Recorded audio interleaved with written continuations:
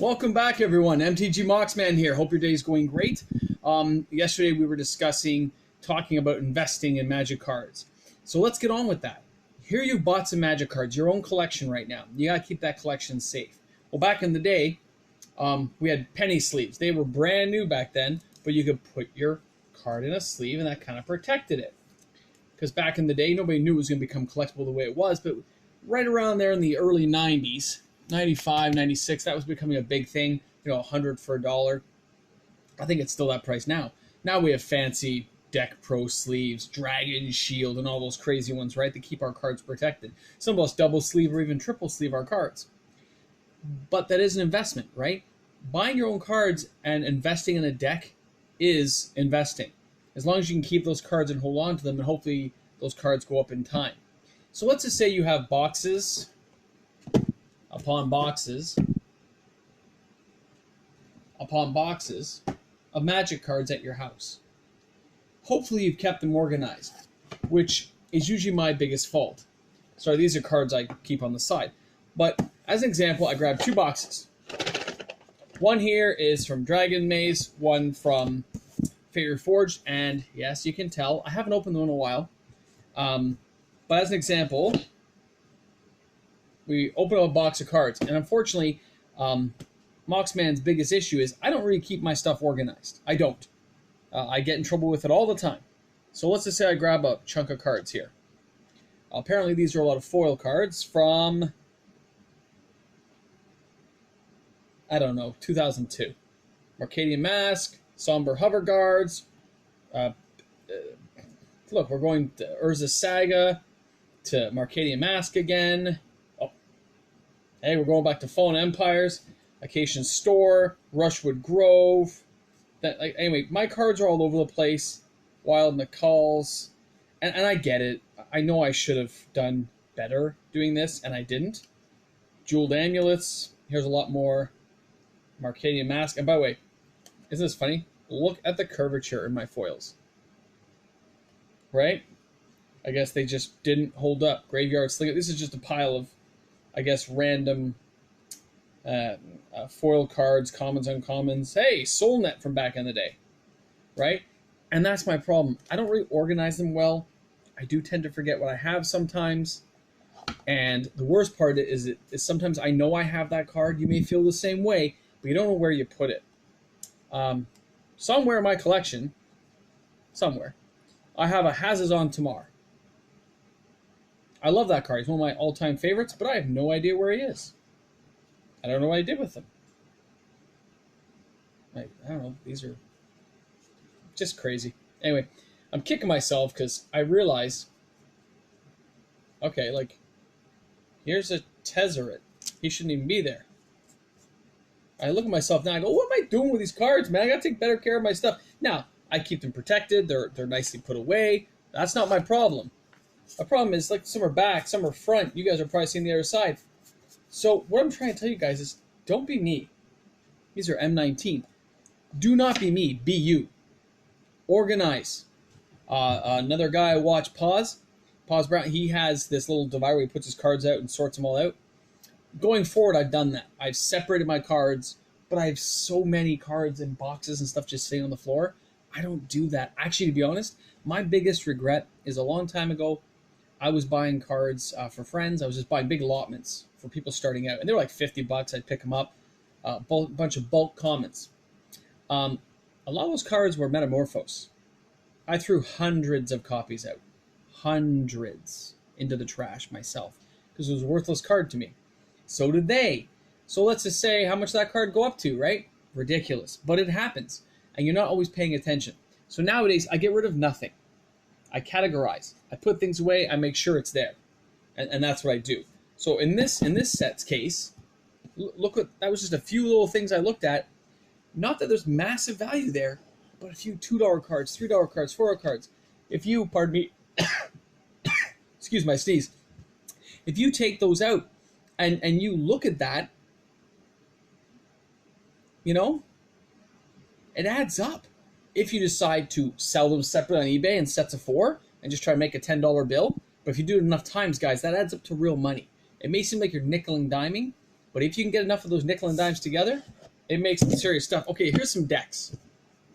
So, in my favorite forge, here's obviously decks I have built for some purpose. So, okay. It's an old deck, that's for sure. Pithing Needle from 2010. Final Fortune from Mirage. Shatters, Capsize. Oh! Force of Wills, but the gold-bordered ones from whatever thing. Seed of Cyanod. Icron Scepter. More Force of Wills. Foil Icron Scepters. Platinum Angels are in there. Yeah, they're okay. This is just an example, guys, of why you don't do that. Because you can have some of your pricier cards and you didn't even know it was in there. And that can happen, guys. So pay attention to your stuff. Always make sure you've organized it. And if you're smart enough, label your stuff out. Put it in a deck spot. Label it so you don't make the mistake of misplacing your cards. I know it can be a pain, guys, but if you don't do this stuff, you can regret some of the stuff you've done. Like, this one seems more modern. This is, okay, but it has, like, I have mythics and stuff in here. This is obviously a Battle for Zendikar deck I built at some point, Eldrazi. Oh, yeah, look. Ulamog the Ceaseless Hunger. How many are in there? 2 so far. Probably a playset. 2, 3. And that's what I'm talking about, guys. If you don't take a look what you have, I realize that card's only $16, 4. There's 4 of them in there. So at $16 a pop, you're still talking what? $60 almost? Now, that was just a couple of deck boxes I'm showing you from a fairly large collection of stuff I have. Bear with me, sir. I'm just tidying up. And I don't even look myself the way I should.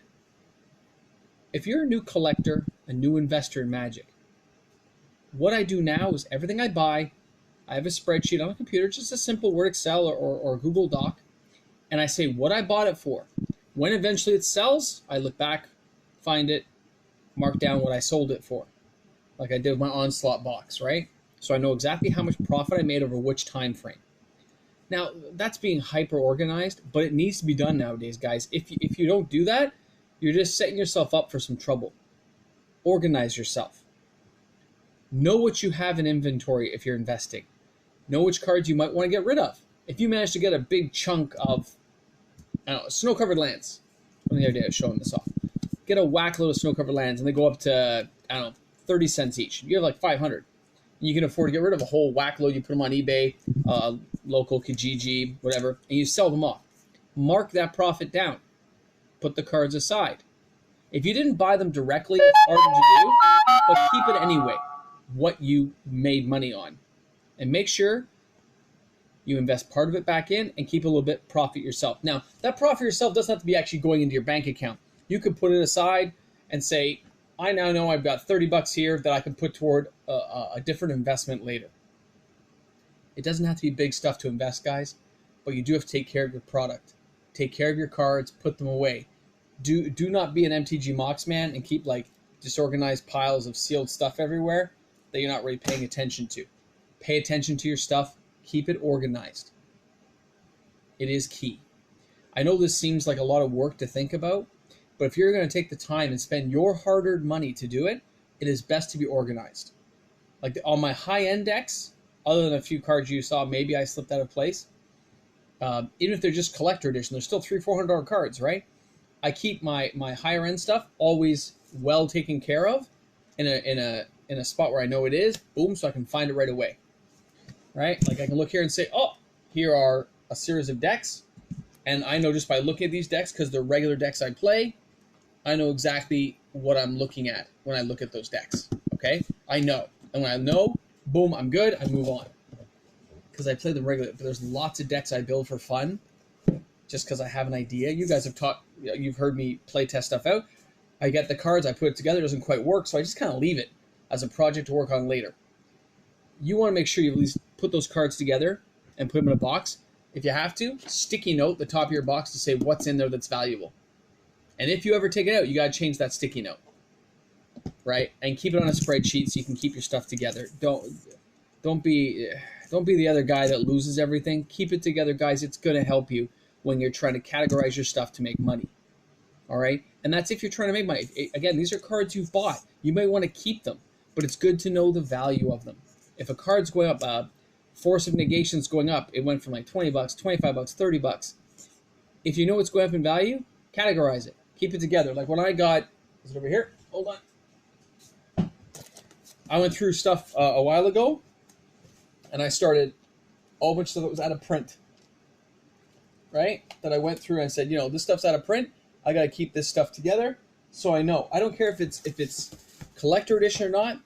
If it had value, stuff like, you know, Thanos' coffin, right? All those got put aside. Here is just a collector edition force field, but that's not chump change anymore. It's not a $5 card. I wish I bought more. Even something as simple, and by the way, this card is underrated, so this is on my radar. Now it's on your radar. Savati Excavation. This is from Alliances, by the way, and there's a lot printed, but still. When Savati Excavations comes into play, sacrifice an untapped island or bury Savati Excavations. Tap to add 1 blue and 1 colorless to your mana pool. So it doesn't have a drawback. This doesn't come into play tapped, guys. It comes into play untapped. And you have to sacrifice an untapped island. So there's no mana drawback. One, look at the top card of your library. You may put that card on the bottom of your library. You can cycle cards, man. You can scry with this for free. Paying 1 mana. That is crazy, guys. It is an underrated card that people don't think about. But I'm telling you, it's on my radar. I bought a few pages just so I have some. But it's something to think about. Like, you know, I got like 30 or 40 copies that I was picking for $2-3, and then the price went up, so I stopped buying them. Somebody asked before about buying older alphas and betas. I do pick them up when I can find them cheap, because they are pretty glitzy and glammy to look at. But I don't put serious money into it just because it gets expensive really fast. But keep those cards aside. If you're not using them, but they have value, pull them out of the deck you had them in. Sorry, this is almost felt. Pull them out of the deck, put them aside, mark it on the deck that you took those cards out just so you know where they are. Know where your stock is, know where your stuff is, okay, guys? It's very important. It's the simplest things to follow through. And I'm telling you, because personal experience, I have misplaced a lot of cards. Like, I can just look at piles of cards I have sitting here. Narsat, some Mox Tanalites. These are all cards I opened with you guys, and they're just sitting here. Hex Drinkers, Mox Tanalites, more Narsats, First Sliver, Reap the Past. I don't know. This is just more Sarah the Benevolence, Waterlog, like way too many cards. Prismatic Vista. You know, I have cards just sitting here from our box openings for the last few months, and they're just sitting on my... I know I shouldn't do it, guys. So please learn from me. At least I know I have them, but I haven't put them somewhere. So that is something I have to work on too. So let's work on it together. Anyway, this is MTG Moxman. Thanks a lot for tuning in. I will be back tomorrow with another video. Hope you guys enjoyed it. If you're new to the channel, please hit subscribe. Love to have new people join us. And thanks a lot for the support, guys. The more people I have, the more videos I can do, and the more topics we can expand on. All right. Thanks again, guys. Really appreciate the support. Have a great day today. Didn't go? Didn't press?